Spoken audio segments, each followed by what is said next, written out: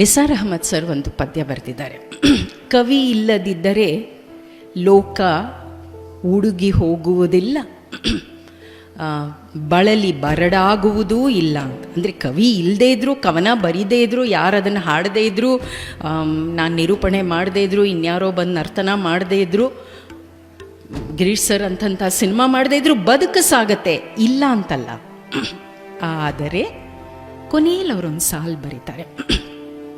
ಬದುಕು ಹೇಗಿರುತ್ತದೆ ಅಂದರೆ ಕೊಂಚ ಬಡವಾಗಿ ಬರಡಾಗಿ, ಬಡವಾಗಿ ಬರಡಾಗಿ.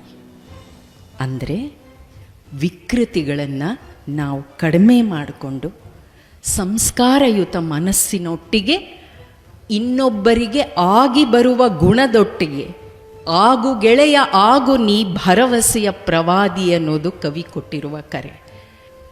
ತಿರುಗಿ ತೊಳಲುವುದು, ತಿರಿದನ್ನ ಉಣ್ಣುವುದು, ಮರೆಯುವುದು ಮೈ ಮರೆಯುವುದು, ಮರಳಿ ಹೊರಳಾಡುವುದು, ಇರುವಿದೇನು ಒಣರಗಳೆಯೋ ಮಂಕುತಿಮ್ಮ.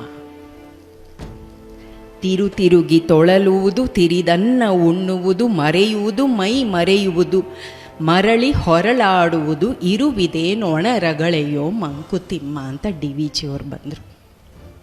ಇರುವು ನಮ್ಮ ಬದುಕು ಇಷ್ಟೇ.